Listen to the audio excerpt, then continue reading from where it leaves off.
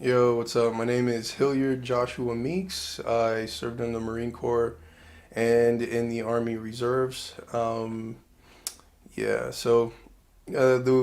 main way that I got into the military is I basically grew up without a dad. So, of course, I wanted to go and be around a bunch of dudes to kind of teach me how to be a guy. That sounds weird. Let me start over. No, just keep going. Yeah, check. Oh, okay. So, yeah, no, I definitely went to be around a bunch of guys because I never really grew up in that environment. Raised by a single mother, doing the best that she could, and just kind of wanted to know what that camaraderie was about. I go and I decided, oh, I'm going to go to the Marine Corps. Because I figured, hey, if I'm going to go learn from anybody, it's going to be probably some of the toughest guys I've ever met. Knowing some Marines outside when I was a civilian, so I decided to go ahead and join this crazy group. And this is just after I had pledged a fraternity, Kappa Sig. And so being a part of Kappa Sigma, I had gone through their initiation, and then, needless to say, I go into the military, and it wasn't too far off, I guess you could say. A lot of discipline, a lot of doing things when they need to be done, not when you want to get them done. So, discipline wise, it was good.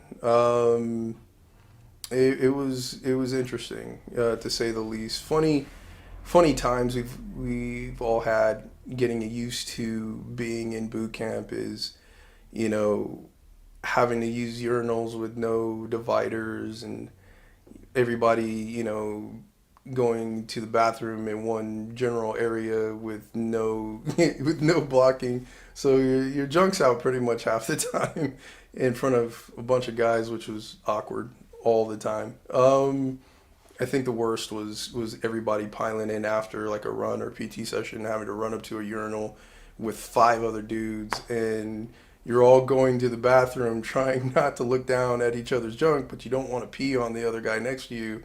So you're doing the best that you can, just trying to keep everything together. And of course, everybody has the whole "don't cross the streams," Ghostbusters joke. Everybody trying not to pee on each other. So it was fun times. It was weird, but it made you comfortable with any situation. I get that. There's a lot of times where you're gonna have to go through processing for medical, and again, your junk's on display to everybody, and you have to be comfortable with that. So it was just awkward to be in a place where you're naked half the damn time. And, and then you go on and you do all these other training wearing weird small silkies. Why the hell did they ever put us in silkies? That was just strange. Like, they're so small. It was the most Daisy Duke shorts you could ever put anybody in the military in. It's like there's no imagination at that point. It's like being a female wearing friggin' yoga pants, but you're a male wearing silkies, and yeah, it's weird. I can't actually pinpoint it. I'm just saying, women. I understand being objectified because when I wear silkies, I feel objectified. But other than that, I mean, there's all kinds of great things that happen. Leaving boot camp, I got to my unit, and before that, you get programmed. Like when you're a Marine, you feel you are absolutely invincible, and I kind of love that feeling because you just have this. You know that you're powerful, and I hope everybody in their lives feels that powerful, that they feel like they can do anything or overcome any obstacle. And I always rely on that, even in my current, civilian life, just in remembering that, what, you did go through boot camp in the Marine Corps, and it was tough, and you realize what you could do, and overcome. So that was awesome. But I remember getting out of boot camp before going to MCT and SOI, and going back to my fraternity house. And I guess I was so dialed into being a Marine that I had to sleep in one of my fraternity brothers' rooms. And when I woke up in the morning, he was sitting on the edge of the bed, like kind of shook, looking at me, and I was like, "Man, what's going on? What's wrong?" He's like, "Dude, you were yelling commands in your sleep." I guess having to have been a squad leader, having to yell commands at other recruits, I guess that kind of stuck. But doing silly things like rifle manuals with brooms and things like that sticks. Like you don't forget. It's like riding a bike, so it's kind of ridiculous. But I take that training and I love it, especially having gotten the rifle training and having gotten even handgun training when I got into my unit. You carry all that stuff with you, and you don't realize how much you need it in the outside world until you get there. Now, everybody doesn't know what that means. I mean, I've done combat life saving skills where I've actually used it in my civilian life, and that's a great feeling. I remember before our deployment, I got a couple of stories about before my deployment, but before my first deployment to Iraq, me and my buddies were out in town in Kaneohe Bay, and a homeless guy. We assumed he was homeless. I guess wandered out into the street and trying to kill himself. We're not quite sure, but he got hit by a car, and I mean, it was so bad. His shoes were like 30 feet away from him. That's how hard he got hit. He had compound fractures and all this stuff. And I remember getting out of the car, and we just ran down the street. Our car was left in the middle of the road. We were running down the street to where this guy was at. He's sprawled out on the ground and legs are broken and in different directions, and it's just a grotesque scene. But I'd been used to doing so many combat life saving skills class, and they prepare your mind for that type of stuff that we just reacted. And me and my buddies were like a kind of a well-oiled machine, keeping him down, his head in place, making sure that his pulse was okay, making sure that he wasn't going into shock, keeping his breathing going correctly, stopping any bleeding that we could. The police were standing on hand and wouldn't do anything to help this guy. They handed us the gloves, us the latex gloves, and let us go to work. And we waited, and we were there until the ambulance came and picked him up. And so that was a good feeling that I could do something.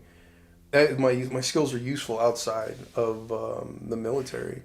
So I mean, that was one incident about that, and I can get back to more of useful skills and stuff like that afterwards. But another great story before deploying on my first deployment. This is a funny story.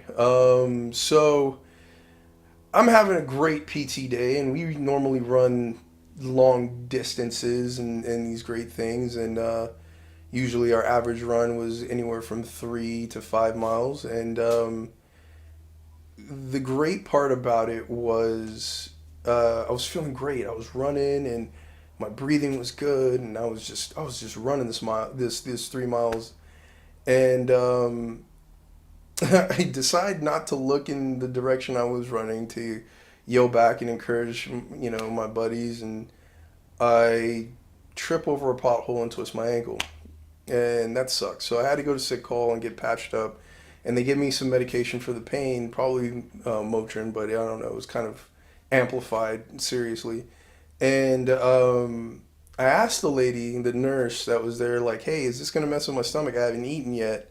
Can you let me know?" And she's like, "No, you should be fine." Infamous last words, and quite upset at the outcome. So I go back, and my guys are doing their second round of PT, and I'm standing there having just taken my pills and kind of sad because I can't get into the next round of PT until I feel like a bubble guts. I start feeling a rumble in my stomach, and I'm like, "Oh God, I got to go to the bathroom." And I'm like, "Okay, I should be okay as long as I don't let anything out." And then of course that infamous test fart comes, and I shit all over myself. I kid you not. And I'm on crutches, and I'm going as fast as I can, hobbling, trying to get to the bathroom that's clear across the training facility, the compound that we were at. Slip on a mud puddle and hit the deck. My crutches go in two different directions. My legs go in a couple different directions. And I'm just yelling, "Help! Help! I shot myself!" And it was bad. A freaking officer drives by, looks out of his car down at me in this mud puddle, shit all over myself, everything, and yelling, and proceeds to smile and keep going. Officers in the Marine Corps, if you see one of your Marines lying on the ground yelling that they shat themselves, maybe you want to pull over and see if you can get them a towel or something. I don't know. It was just terrible. So, luckily my buddy Astorres was like, hey, he ran over and saw me. He's like, hey man, what do you need? And I told him I needed a couple skivvy shirts because I was gonna need something to wipe the crap off my leg and get to the bathroom and change of clothes and all that stuff. So yeah, that's one of those funny stories that you get. Then you get into Iraq and you're sitting in 130-degree heat in a porta potty, and all those memories of shit come back to you. And you've never known what life's about until poo is vaporized and in your atmosphere. Like it's terrible. So, but yeah. So yeah, those are my funny poo stories of being in the military. Being deployed was interesting. I'd never really been out the country like that, like across the Atlantic and all of that, and seeing a different culture and how they live and what they have to deal with was eye opening. It made me think way outside of myself. We're definitely blessed being here in America. It's a lot better than being in any place like Iraq. So there was that. But there was a lot to being in overseas that tripped me out. I went to a lot of funerals out in country. Right after we got these vehicles called MRAPs that are mine resistant ambush protecting vehicles, insurgents were making explosives that could rip through them. And I just remember we got these new MRAPs thinking we were going to be awesome because we're now in something better than an up armored Humvee, and seeing the wreckage from MRAP being torn apart was eye opening. It just kind of made that whole invincible feeling kind of fade a bit, but still knowing that you're there for the other person to the right and left of you made you want to fight harder to get home.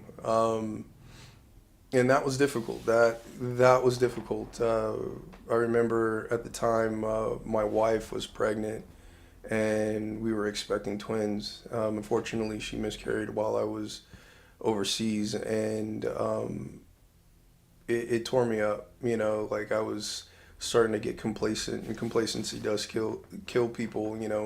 Because you don't care if you live or die. You start to build some sort of apathy about being on planet, and then all of a sudden you just have this moment with God that changes the whole situation while you're out there, and makes you want to get home to all your loved ones, and makes you want to be close to everybody. All of your training kicks in, and you're thinking, you're on your feet, and you're knowing that you need to get home. Um, I remember we were kind of like a quick reaction force for a sergeant that had gotten killed in and I guess you could say a house sweep. They went to go clear a house and took on some fire. And I remember going out there, and it was an interesting experience being a quick reaction force, helping secure the perimeter, and some of my buddies having to pick up dead bodies and things of that nature. And it was just one of those crazy experiences. Like the day after we got there, there was an eclipse, and the sand turned like bright white after the moon was not no longer a blood moon or whatnot. And it was a trip, man. It was one of those situations where throughout all the chaos you kind of realize everything was going to be okay, but you have something to live for. And that was deep, you know. Um, Returning home was interesting. I had a hard time kind of going back to being a reserve in the Marine Corps, and um, because I was deployed basically for a year total, training and everything. So Getting back to dealing with people that were civilians was a little bit difficult because I had this sense of urgency about everything, and not a whole lot of people did around me. I ended up augmenting back to active duty and working for a joint command, and that was really cool. Getting to see all the different branches working together to help out for natural disasters, to even some special applications type of communication packages that had to be done overseas, and so that was cool, to see that in action, and it gave me a lot of skills that I still use today. It got me into my current job working as a government contractor, so that was awesome. Um, I'll never forget the experiences that I had in the Marine Corps. The learning the weapons training, to learning the wilderness type of survival training, and understanding wayfinding and stuff like that, trying to find your way back home and whatnot. The land navigation is what they call it, and getting that stuff down and understanding it and learning it, and being able to utilize it even now today is great. It's something that I'll be able to pass down to my daughters. The trauma training and all of that stuff I'll be able to pass down to my kids. Even the gun training, I'll definitely teach them how to use a rifle and how to use a handgun and not to be scared of it. Because honestly, I mean, you are in charge of your own survival. And I think we put way too much emphasis on some piece of legislation or something protecting us. You think that police and everybody are going to be able to protect you at all times. The truth is, they're reacting to something that happened. They may not be there when things are going down. So understanding cover and concealment, which is something you would learn in a weapons training class, or understanding trauma training on how to stop bleeding and keep people breathing, and protecting for shock and that type of stuff.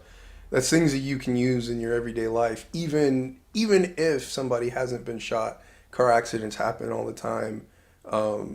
Tragedies like what's going on with these wildfires out here in California, and people get burned and things of that nature. Knowing how to keep people alive is a survival skill that you need to learn on your own. You need to go and do these classes, and being in the Marine Corps has taught me, one, to always seek more training to survive, and two, to pass that knowledge down to anybody that needs it. Also, I guess a third, utilize it whenever the time comes. Don't hesitate. If you see somebody in trouble or hurt or needing help, you can definitely help them. So there's that. PTSD, never um, something that should be, I guess you could say, sidestepped. I don't really have um, trouble, serious PTSD or anything like that. But, there are people that do, and making sure they get the help is important. But understand that PTSD, don't use PTSD as a crutch for doing something terrible. That's the one thing that I think that I've been blessed with, is everybody that I've served with, I can contact and talk to, and having a good core group of even my fraternity brothers I can call and talk to that are also prior service. It makes it a heck of a lot easier to navigate life with a base. Going to church helps. I got people at church that love me and will talk me down off a ledge or anything like that if I'm having a bad day. So all of those things are important, and I guess the reality is just talking and not isolating yourself is what's important. But we run the risk of taking people with PTSD and wanting to shove them in a very contained box to where we think that they can't hurt each other or hurt other people, and that's problematic because they are human. And even though they make mistakes, they just need help. They definitely need help. They're not necessarily a danger to other people or themselves. People that are bad people or have an inherent inherent ability to hurt folks that just want to hurt people. Those people are bad, are the ones that you really need to take a closer look at. But people that have PTSD, we've proven you can go through PTSD through traumatic experiences that happen in civilian life. So I think we need to go ahead and make sure that we don't use PTSD as a crutch for people doing evil things in our civilian life. So um, other than that, I think one of the biggest things I enjoy is the camaraderie of everybody in the military. Yeah, we pick on each other, and we always talk about how our branch is the best, or our unit is the best, and that competitiveness is great. Because it always will push you to strive harder. But at the end of the day, we are all the same. That's one great part about the Marine Corps is you're all pieces of crap. When you come in, you're all turds when you walk through the door, and then when you leave, you're all brothers and sisters by the end of it. So I think that's what we need to focus on. For me, I hate the way our country's divided into left and right agendas, left and right. It's like, come on, dude. You definitely are going to be conservative about some things, but you're going to be liberal about other things, or you're going to be liberal about this subject, but very conservative about that subject. It's not rocket science. We don't have to be divided. Um, but the way that our country is set up nowadays, the way that are polarized, and we have a lot of hateful speech is what's dividing our country. We have a lot of fear that's coming down the pipe that we don't need to fear. We don't need to fear other countries. We're the United States of America. You don't have to trip out about people coming to our country. They want to be, like us. They want to be able to have what we have, and I don't think they're going to try to. I don't think anybody coming here is going to try to ruin our country. We're way too strong for that. So um, that's one thing about being a veteran has taught me. I don't have to fear my next man. I just got to understand he's human too. She's human too, and we all can be under the same jacket of being Americans, and we need to look at each other as that first before looking at each other as a black guy or a white guy or male or female or whatever. We need to just go ahead and put our differences aside and say you're an American first, and you have your own opinions, and I'm going to protect you and your opinions. You don't have to be in the military to feel like you need to protect somebody's civil liberties to have an opinion or say what they want to say. And when they do say something that you don't like, just have clemency to love them back, even though they may hate you for who you are. So, yeah, so that's what it means to me to be a veteran um, in today's age. Just you do it for more than you do it always for the person to the right or left, whether you served with them or not.